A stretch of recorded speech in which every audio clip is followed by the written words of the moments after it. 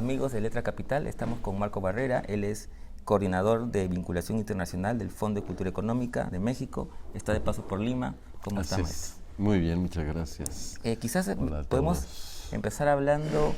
Se viene, entre poco, el 3 de septiembre se cumplen 85 años del Fondo de Cultura Económica. Sí. ¿Qué expectativas, qué se piensa desde México, desde la matriz?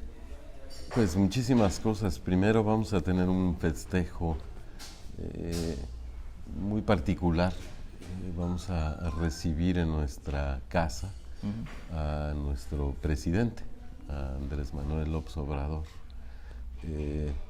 No es común que un presidente visite una casa editorial, y vamos a tener una comida, vamos a tener una conversación con él y con los más de 500 trabajadores del fondo en México.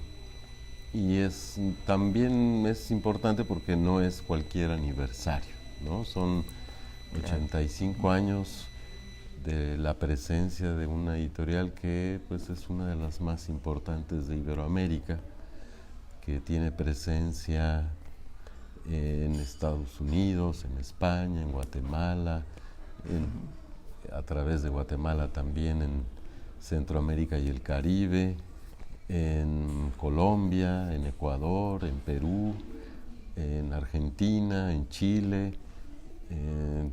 La ha tenido también en otros países donde estuvo en algún momento dado, como en Brasil, en Venezuela, próximamente en Bolivia, en La Paz y también en La Habana, y están surgiendo posibilidades de abrir otras sedes, otras librerías en algunos otros países de nuestro continente.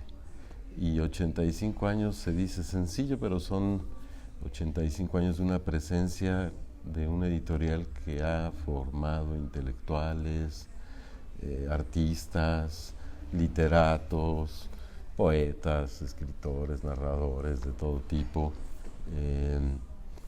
a historiadores, a sociólogos, a economistas, a lo largo y ancho de nuestro continente.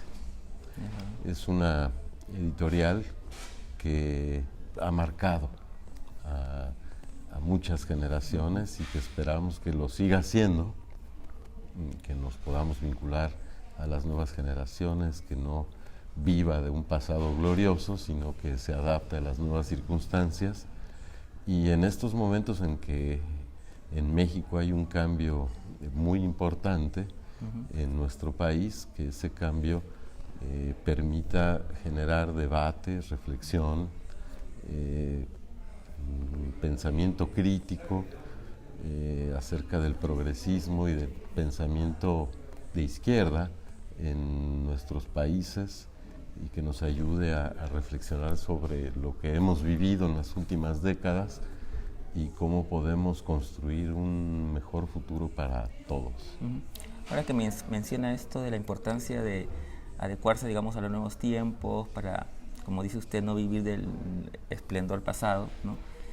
Tiene que ver con estos momentos de cambio en México a nivel político, también con, digamos, momentos de cambio en el mismo fondo, con la nueva visión que trae Benito Taibo, ¿no? Paco Ignacio Taibo. Paco Ignacio, sí, es confundible con su es hermano. El hermano Sí. mayor.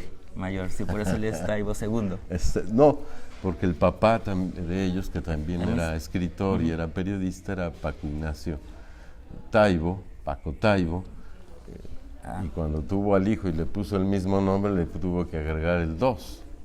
Para diferenciarlo. Pues sí. Claro. Bueno, él trae también una visión también particular, distinta, nueva, digamos, al fondo.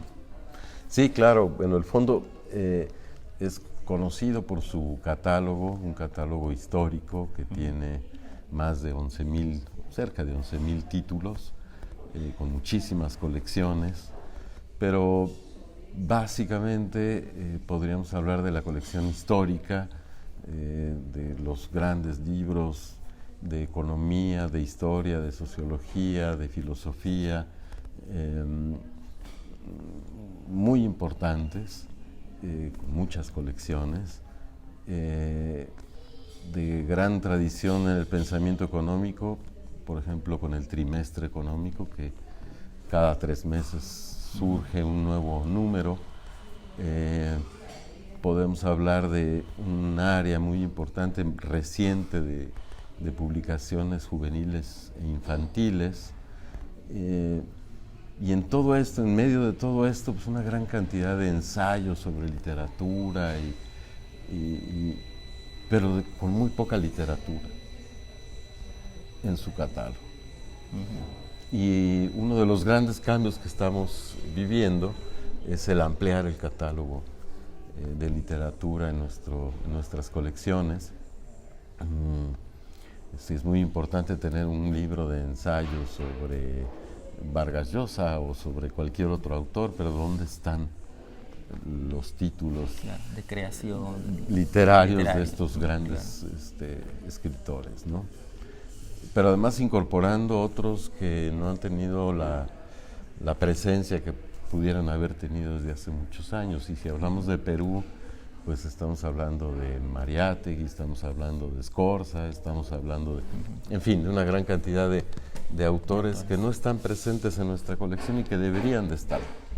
Entonces pretendemos crecer esta área de literatura, digamos que llegue a ocupar un 30% de sus nuevos títulos, ¿no? Mientras que el área juvenil e infantil ya representan el 30% de los ingresos del fondo. Entonces son libros que tienen un impacto muy importante. Son ediciones muy bonitas, muy cuidadas, muy bonitas, pero había esos huecos, ¿no? Hay poca novela gráfica y cómic, entonces vamos a ampliarnos a la historieta, al cómic o a la novela gráfica. Poesía hay, pero tampoco es que haya demasiada poesía. Hay algunos autores en los que en las últimas administraciones se hicieron ediciones de las obras completas pero ¿quién tiene los recursos para comprar las obras completas y a quién le interesa tener las obras completas, ¿no? Cuando podríamos tener esas obras escogidas, separadas, de esos autores de mucho mayor acceso. Pero hay un cambio que es más importante todavía. Hay un debate en nuestro país sobre la pertinencia o no de tener un precio único en el libro. Y nosotros pensamos con Paco que la labor del fondo es la de bajar el precio del libro, no tener un precio único, sino bajar el precio del libro. Y para eso estamos llevando a cabo una serie de operaciones. Muchos de los libros que nos vienen de España, de estas que fueron grandes editoras españoles que ahora tienen dueños alemanes, lo que hacen es traer eurotizado el libro a nuestro continente. Y llegan a traer 1,500 ejemplares de algunos libros, y eso lo que ha provocado es que se rompió el puente entre los autores españoles y nuestros países. No hay una conexión. ¿Por qué? Porque el libro nos llega caro y además llegan pocos libros, pero pues, muy caros, de difícil acceso para la mayoría de la gente. Entonces, lo que está haciendo el fondo es justamente establecer una serie de negociaciones con estas grandes editoriales para ver la posibilidad de coeditar y que los libros puedan llegar coeditados a un precio accesible, deseurotizarlos, ¿no? Por decirlo de alguna manera. Entonces, bajar el precio nos parece importantísimo porque la gente no tiene dinero y no tiene acceso al libro. Y los cambios que se están haciendo en el fondo, allá en México, y que esperamos que tengan una repercusión en toda América Latina, es justamente el conformar un instituto del libro, un instituto que permita atender no solamente la edición y la producción y la distribución de los libros, sino ocuparnos del fomento a la lectura, ocuparnos incluso ahora en México de un programa piloto de alfabetización. Va a haber un gran esfuerzo para que volvamos a alfabetizarnos. Tenemos índices muy bajos de alfabetización en nuestro país y nos volvimos un país analfabeta. Tenemos que hacer un esfuerzo nacional para que la gente pues haga uso de su derecho a la cultura y a la lectura. Es verdad, me parece muy importante eso que dice, que justo le quería también preguntar eso, ¿no? Yo recuerdo mucho, hace unos años que vino justo Paco Ignacio, y me hablaba de su interés siempre en buscar que el libro llegase a más gente, digamos, ¿no? Tratar de que sea popular, digamos, el libro, ¿no? Así es. Y ahora que está al fondo, en la cabeza del fondo, pues, esa era, me imaginaba yo, su política. Así es, así es. El fondo, ahora tiene una serie de programas que están teniendo mucho impacto en aquellos lugares donde no llegaba el libro. Tenemos una nueva red de librerías porque al fondo se sumó una institución que en México se llama Educal, que tiene pues 90 y tantas librerías, a las que se suman las librerías del fondo, y entonces vamos a tener más de 130 librerías en nuestro territorio. Pero además de esas librerías y de las filiales y las librerías que tenemos en el extranjero, hemos reparado una serie de librobuses que estaban semiabandonados, y esos librobuses nos sirven para llegar a comunidades aisladas, a donde nunca había llegado un libro. Ahí estamos llegando con libros, con mediadores, con cuentacuentos. Estamos impulsando la creación de clubes de lectura. Estamos trabajando muchísimo con los maestros. No puede haber alumnos que se acerquen a la lectura si sus maestros son no lectores. Entonces, estamos trabajando con las escuelas que forman a los maestros, las normales, y estamos haciendo una campaña intensa y inmensa en todo el país para que el libro se convierta en la herramienta fundamental de la transformación de nuestro país. El libro es el vehículo más importante que tenemos para la cultura. Sí, justamente un poco para ir terminando la charla, quería preguntarle o pedirle más bien un concepto, una opinión al respecto, debido a que aquí, por ejemplo, en el Perú estamos a unos meses de que termine la vigencia de una exoneración de impuestos al libro. Y hay mucha discusión respecto a eso, se está pidiendo que se amplíe esa exoneración, pero también se está pidiendo que quizás se apruebe mejor una ley que incluye también esa exoneración, incluye otros elementos más para poder fortalecer el tema del libro. Pero claro, hay otro sector que no ve al libro como algo realmente importante. Y yo, justamente aprovechando su experiencia, quería un poco que usted manifieste por qué el libro, como le dice usted, es un medio de transformador. ¿Por qué es importante? ¿Por qué es tan vital en países como No los es un medio importante, es el instrumento más importante que tenemos para la transformación, para la generación de un pensamiento crítico, para la generación de una mente libre y abierta, y para generar la participación de la gente, de la sociedad en los temas más importantes que nos deben de preocupar y a los que tenemos que incidir. El libro es, a lo largo de la historia de la humanidad, desde que la humanidad comenzó a hacer uso de los símbolos, el instrumento más importante de generación de un pensamiento libre y abierto. Y bueno, fundamentalmente lo que yo podría decir, sin conocer concretamente la problemática legislativa que hay en el Perú, es que en el caso de que se regresara a una situación de impuestos al libro, pues los libros que el fondo trae al Perú o que edita en el Perú, se encarecerían y se volvería a establecer una barrera más para el acceso al libro. Ojalá eso no suceda, y ojalá y la legislación que se pueda consensar en este país permita y se entienda que el libro debe de ser parte de los derechos culturales de la población.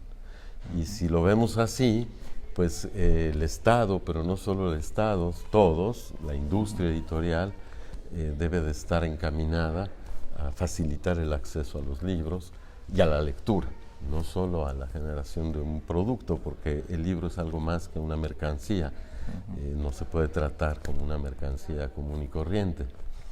Digo, hay unos libros que de plano sí hay que etiquetarlos así, pero claro, en general de lo que debemos de ocuparnos y a lo que nos debe de interesar es que podamos ampliar el acceso a la población, a los que menos tienen, a los que no han tenido posibilidades de tener un acceso a la educación y a cultivarse a través del libro, pues a generar las condiciones para que esto suceda.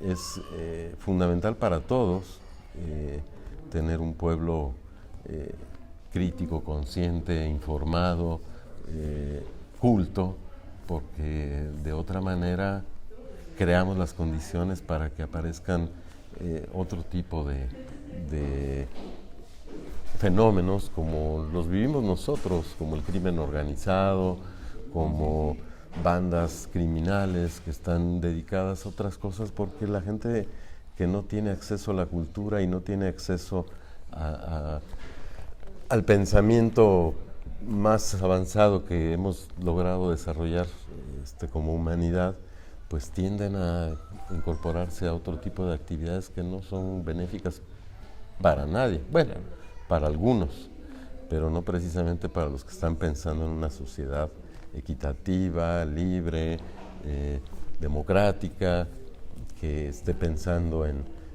que nuestras selvas en el Amazonas están incendiando y con ellas eliminando a una gran cantidad de pueblos fundamentales en nuestra historia. Entonces yo creo que hay mucho que defender, defendiendo al libro hay mucho que defender para la sociedad. No es defender una mercancía, es defender la posibilidad de que la cultura se desarrolle. Muchas gracias, maestro. No, al contrario. Amigos, estuvimos con Marco Barrera, del Fondo de Cultura Económica de México, que ha estado a Lima de paso, pero nos ha propiciado esta grata conversación. Pues si me das oportunidad, nada más decir que vine a Lima porque estamos haciendo cambios en todo el fondo en América Latina.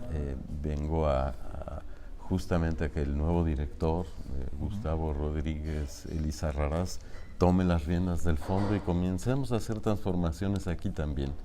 Nos interesa mucho poder generar nuevas colecciones con una visión latinoamericana. Nos interesa generar intercambio entre los autores. Exacto. De todos nuestros países.